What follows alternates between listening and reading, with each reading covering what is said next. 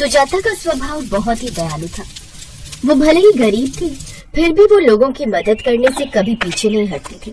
पर सुजाता को लोगों की मदद करते देख उसकी सास जानकी का मुंह बन जाता था। सुजाता, ये सुबह सुबह रोटियां किसे खिलाने ले जा रही है? माँ जी, वो सामने नीम के पेड़ के नीचे कल रात से एक बीमार बूढ़ी अम्मा भूखी बैठी हुई हैं। उनसे चला भी नहीं जा रहा, तो उन्हें 2 रोटी खिलाकर ये बुखार की गोली दे रही थी। रोटी और दवाई तो तू देकर आ जा, पर इन सब का तुझे कोई फल नहीं मिलने वाला। हम कल भी गरीब थे, आज भी गरीब हैं और कल भी गरीब ही रहेंगे। बल्कि तू ऐसे रोटियां बनाकर दूसरों को खिलाकर अपने घर में ही अनाज कम कर रही है। तू तो ऐसे करती है जैसे तू बहुत लखपति हो। ये तो वो कहावत हो गई, घर में नहीं है दाने, अम्मा चली भुनाने। माँ जी, मैं व्यर्थ का दिखावा नहीं करती हूँ। मैंने रूखी सूखी रोटी बनाई है, वही अम्मा को दे रही हूँ, कोई पूरी पकवान नहीं बनाए। अक्सर ही सुजाता का मन अपनी सास के तानों के कारण बहुत खराब रहता था। सुजाता का पति मोहन गांव के सेठों के खेतों पर नौकरी करता था, जिसके उसे बहुत कम पैसे मिलते थे। मेहनत करके दिन भर में सेठ लोग उसे मुश्किल से 50 रुपए या फिर हद से हद 60-70 रुपए तक ही देते थे। महंगाई के जमाने में ये पैसे पूरे नहीं पड़ पाते थे। फिर भी सुजाता के चेहरे पर हमेशा सुकून रहता था, क्योंकि वो भगवान पर बहुत विश्वास रखती थी और सदैव अच्छे कर्म करती थी। वो कभी किसी का बुरा नहीं सोचती थी। एक दिन सुजाता अपने दोनों बच्चों ज्योति और मोनू के साथ बाजार से लौट रही थी।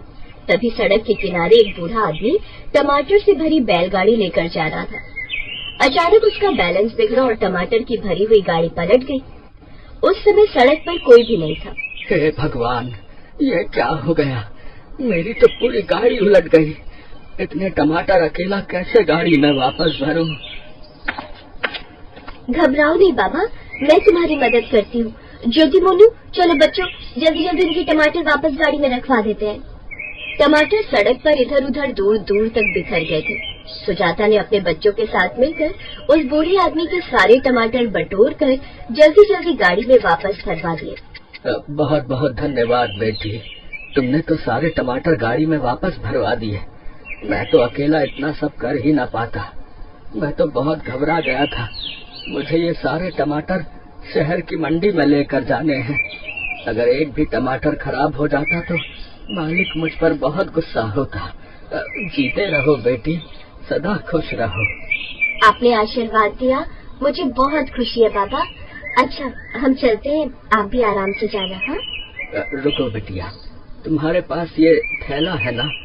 लाओ जरा थैला मुझे दो। सुजाता थैला बूढ़े आदमी को दे देती है। वो बूढ़ा आदमी थैले में टमाटर भरकर सुजाता को दे देता है। बेटी, ये टमाटर तुम्हारे लिए। पर बाबा, आपके टमाटर कम हो जाएंगे। कोई बात नहीं बेटी, जितने टमाटर कम होंगे उतने पैसे मैं अपनी कमाई से कम करवा दूंगा। तुमने जो मेरे लिए किया है उसके बदले एक पिता की तरफ से अपनी बेटी को उपहार में ये टमाटर है। ज्यादा नहीं तो इतना तो मैं कर ही सकता हूँ ना बेटी। धन्यवाद बाबा। सुजाता टमाटर से भरा थैला लेकर बच्चों के साथ घर आ जाती। अरे सुजाता, इतने सारे टमाटर ये तुम कहाँ से खरीद लाई? सुजाता इससे पहले कुछ बोलती दोनों बच्चों ने ही अपने पिता को सारी बात बता दी। पापा, सड़क पर एक बूढ़े बाबा के टमाटर गिर गए थे। हमने उनके टमाटर वापस गाड़ी में रखे तो उन्होंने ये बहुत सारे टमाटर माँ को दे दिए। हाँ, सड़क पर बहुत दूर दूर तक टमाटर बिखर गए थे। हमने सारे टमाटर बटोर कर उनकी गाड़ी में डाले। अच्छा, तो ये बात है। चलो अच्छा है, कुछ तो ढंग का काम करके आई, वरना दूसरों की मदद करके खाली हाथ ही लौटती है। सुजाता को पता था उसकी सास ऐसे ही बात करती है, इसलिए वो कुछ नहीं बोली। उसी शाम आसमान में काले बादल छा जाते हैं। ऐसा लगता है मानो बारिश होने वाली हो। थोड़ा तेल और बेसन रखा है क्या? बारिश का मौसम है। मैं सोच रहा था आज रोटी रहने देते हैं, थोड़े पकौड़े ही बना लो। बेसन तो रखा है, थोड़ा तेल भी है, पर पकौड़ी बनाऊं किसके? आलू प्याज तो घर में खत्म हो रहे हैं। या तो रहने ही देते हैं पकौड़े। कोई बात नहीं, जो रखा है वही बना ले। मोहन ने बहुत दिल से पकौड़े बोले थे। सुजाता सोचने लगी कि आखिर वो पकौड़े किसके बनाए। तभी उसकी नजर टमाटर से भरे थैले पर जाती है और उसके दिमाग में एक आइडिया आता है। सुजाता थैले में से कुछ टमाटर निकालती है। उन्हें गोल गोल काट कर मसालेदार बेसन के घोल में लपेट कर गरम गरम टमाटर के पकौड़े बनाने लगती है। सुजाता, तुम तो कह रही थी आलू प्याज खत्म हो गए हैं, फिर ये पकौड़े? ये टमाटर के पकौड़े हैं, खाकर बताओ कैसे बने हैं। अरे टमाटर के पकौड़े, अरे वाह, ये तो तुमने कमाल कर दिया। ये तो खाने में बहुत ही स्वादिष्ट है। सुजाता उस दिन सबको करारे करारे टमाटर के पकौड़े बनाकर खिलाती है। सबको टमाटर के पकौड़े बहुत बढ़िया लगते हैं। रात को सोते सोते सुजाता के दिमाग में कुछ चल रहा था। अगले दिन जब वो सोकर उठी तो मोहन से बोली, सुनो, कल रात मेरे दिमाग में एक बात आई थी। हमारे गांव में सब जो भी पकौड़े बनाते हैं वो आलू प्याज मिर्ची या फिर पनीर के होते हैं, पर टमाटर के पकौड़े कोई भी नहीं बनाता। तुम भी सुबह खेत पर चले जाते हो, बच्चे भी स्कूल चले जाते हैं या फिर खेलते हैं, माँ जी भी मंदिर चली जाती हैं या फिर अपने काम करती हैं, और मैं भी घर के काम करने के बाद खाली रहती हूँ। अगर तुम मुझे हामी भरो तो क्यों ना मैं शाम के समय टमाटर के पकौड़े का ठेला लगा लूं। इससे तुम्हें मदद मिलेगी और घर में पैसों की भी दिक्कत नहीं होगी। ये देखो, घर की बहू होकर अब बाजार में पकौड़े का ठेला लगाएगी। माँ जी, गाँव की सभी औरतें कुछ न कुछ काम करने के लिए जाती हैं, और फिर मैं तो ये अपना खुद का काम कर रही हूँ। शहर में आदमियों के साथ साथ औरतें भी काम करती हैं, तो गांव में क्यों नहीं। ठीक है सुजाता, जैसी तुम्हारी मर्जी। मुझे तुम पर पूरा भरोसा है कि तुम कुछ अच्छा ही करोगी। सुजाता की सास का मुंह बन जाता है, पर उसका पति उसका साथ देता है, और अपनी मेहनत और मोहन के सपोर्ट से वो गांव में टमाटर के पकौड़ों का ठेला लगाने लगती है। शुरू में गांव में सबने बहुत बातें बनाई, पर जब टमाटर के पकौड़े खाकर देखे तो सबकी बोलती बंद हो गई। ये तो मोहन की बीवी है ना, जिसने टमाटर के पकौड़ों का ठेला लगाया? हाँ, लगता है नया काम शुरू किया है। सबको काम करने की पड़ी है। देख तो सही पकौड़े कैसे बना रही है। देखें तो सही कि पकौड़े बना कैसे रही है। आओ जरा। अरे सुजाता भाभी, लगता है नया काम शुरू किया है? जरा एक दो पकौड़े खिलाकर दिखाना। सुजाता जानती थी ये गांव के वही लोग हैं जो बातें बनाते हैं, तो सुजाता ने भी समझदारी से काम लिया। भैया, पकौड़ों की प्लेट 20 रुपए की है, मैं इसे चखने को नहीं दे सकती, आपने खाने हैं तो पैसे दे दो।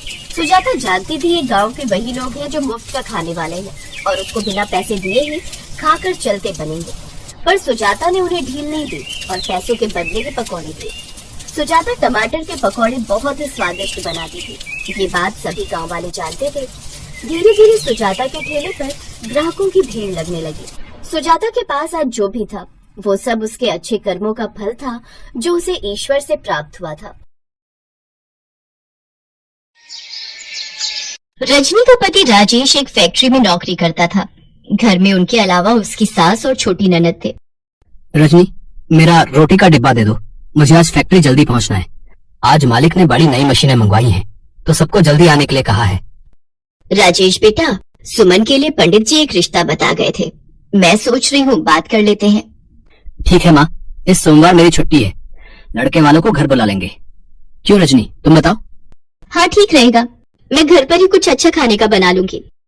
ये बढ़िया बात है। अच्छा, मैं चलता हूँ। राजेश और रजनी दोनों में आपसी समझ बहुत थी, इसी कारण वो दोनों अपने परिवार को भले ही कम रुपयों में पर अच्छे से चला रहे थे। सुमन को लड़के वाले देखने आ जाते हैं, उन्हें सुमन पसंद आ जाती है और 6 महीने बाद की तारीख सुमन की शादी की पक्की हो जाती है।